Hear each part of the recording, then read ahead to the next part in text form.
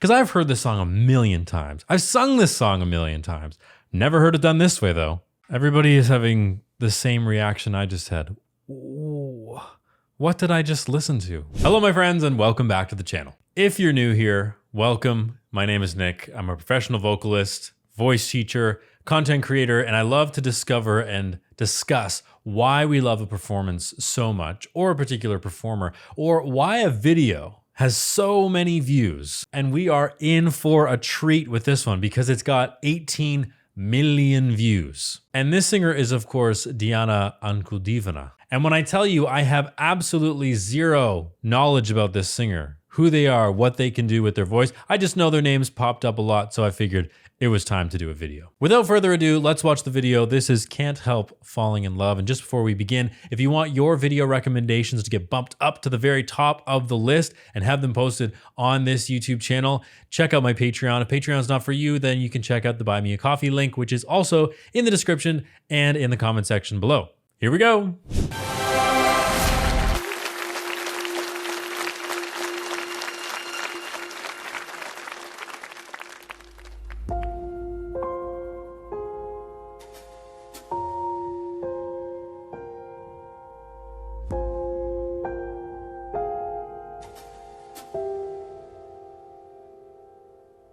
Wise men say only fools rush in, but I can't help falling in love with you.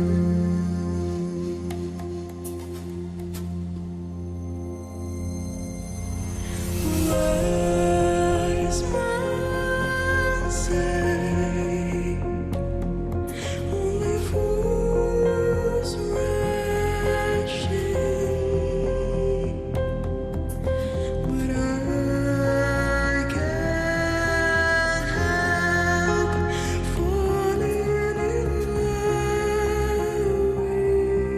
with you.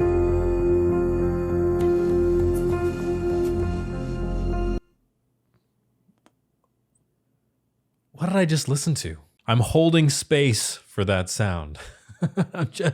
I need a second. Okay, so first impressions, great voice, unique voice, something I've never really heard before. And we just got two very opposite ends of the spectrum vocally. Starts off very low. Wise men say And if a female singer can access that kind of range and those kinds of notes with the vibrancy and the bassiness, it's a contralto. Now, I'm not a huge fan of what we call the Fox system, so giving people voice types, only because I just find that it prevents some people from doing the songs that they want to do. However, I will say, this is a contralto. It's the lowest female voice. My sister's actually a contralto, so I know what a contralto sounds like. And yeah, it's low, it's vibrant, it's bassy. And then she does that second part and flips up into a higher part of her voice. And it's breathier and it's beautiful and it's light. wise men say only fools rush in. Contrast is everything. That's what I want in a singer. That's what you want in a singer. You want the contrast. You don't want a one-trick pony. I also like that this version is so completely different from what I was expecting. It's in a minor key, or a minor mode, we could call it. So it's the same melody, kind of almost the same harmonic structure, not quite, but it's in a minor key. So it's kind of spooky. But I can't help falling in love with you. And it's almost extraterrestrial and ethereal, which really fits the vibe so far. Let's go back and listen to that one more time. Wise men say only fools rush in, but I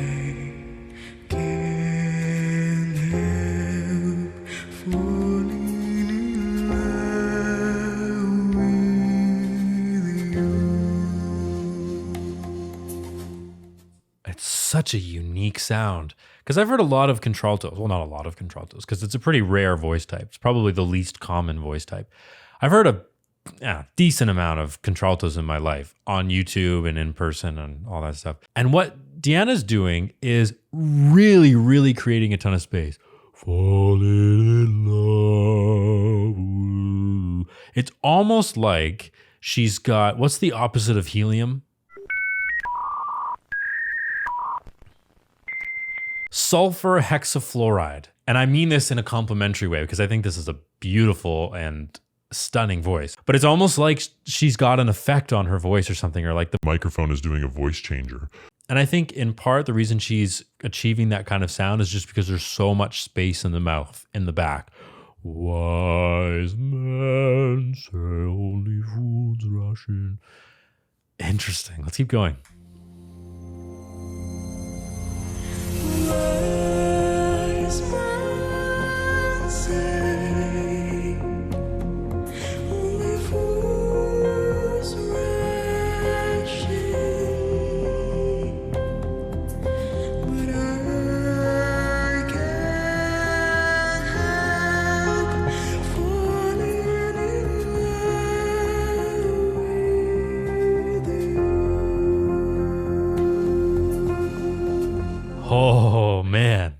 Doesn't it add an interesting spin on these lyrics too? Because when you say, I can't help falling in love with you, in the original version, it's very sweet and very tender. But in the minor mode, it's almost scary or threatening or something.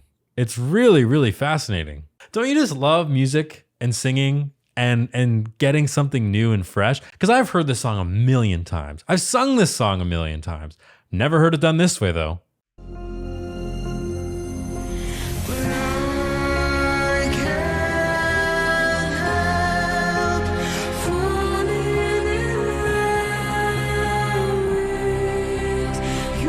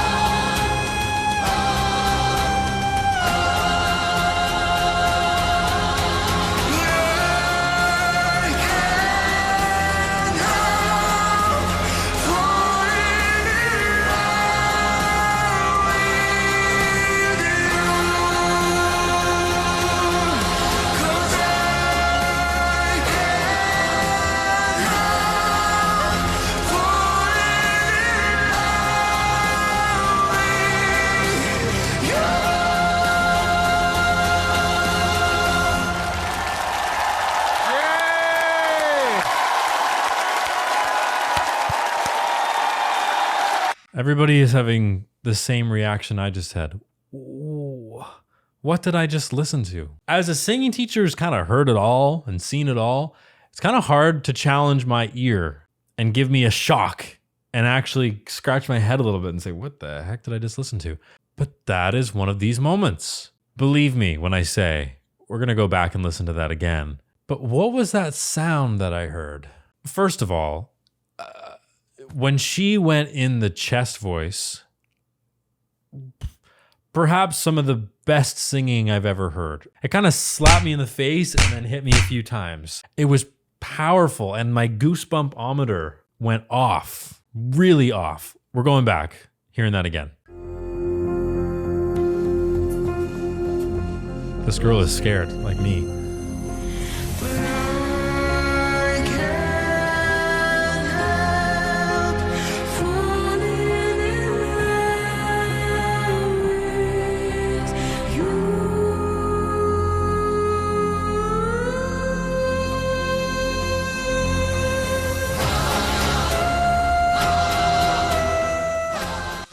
The way she's saying, but the word I, it sounds like she's using her tongue in the position of her larynx to create some overtone stuff. I'm hearing something else. But I hear the note. I hear how it's in kind of a minor mode, but there's something else in there. So it's possible that they're using the overtones and producing the overtones to kind of give us an extra sound. I will say too, in shows like this, I know people debate whether they're live or not. There is some backing vocals and there's some background instruments and things like that. So that is contributing to kind of the soundscape. But from the soloist perspective, she's definitely producing some overtones. We've talked a little bit about overtones on this channel before when we were looking at Ginger. We were talking about metal growls and screams and how we can use the false vocal folds to produce really interesting sounds, and also how some throat singing uses the false fold as well as overtones in their singing. And just a good contralto voice too, holy smokes.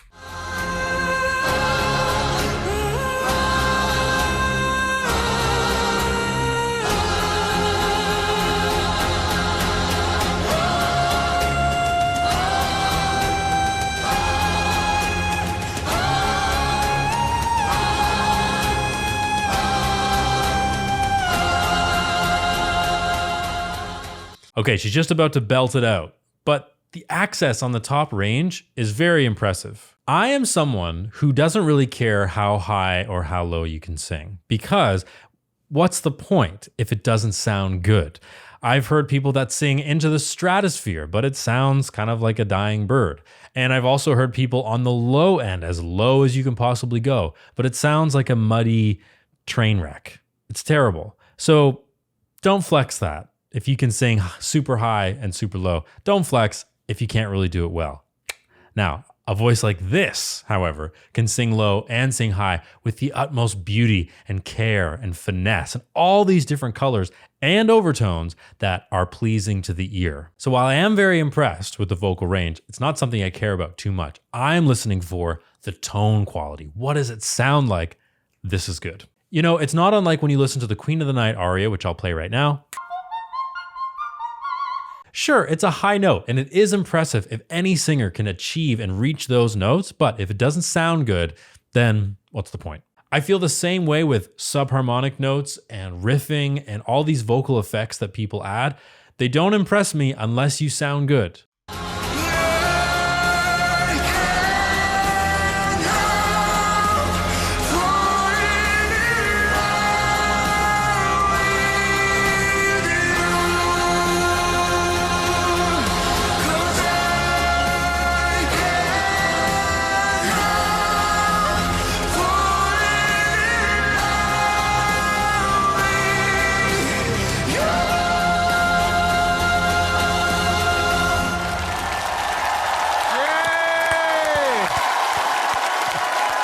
It's like she's using her tongue as well. I think she might be widening the tongue at the back to get that kind of sound too. It's brilliant though. It is. Imagine if Elvis heard this. What Elvis think? It's so very different from the original version, and that's exciting. I love innovation. I love new ways of tackling these classic pieces. Put it in a minor mode, have Deanna sing it in this rich, contralto, deep, beautiful, luscious, like the depths of the ocean kind of sound. Chef's kiss. Thank you very much for recommending this video. I'm gonna go down this rabbit hole. If you have any other recommendations for Deanna for whatever performances or whatever she's done on YouTube, make sure you leave them in the comment section below. Or if you have any other recommendations for me, I'd absolutely love to hear them. And if you want your suggestions to get bumped up to the top of the list, check out my Patreon. There are a ton of options for you on Patreon to get bonus content, extended videos, to connect with me and support me as a creator. If that's not for you, you can check out Buy Me a Coffee. That's going to be it for this video. Thank you so much for watching. If you enjoyed it, please like and subscribe, and I'll see you in the next video.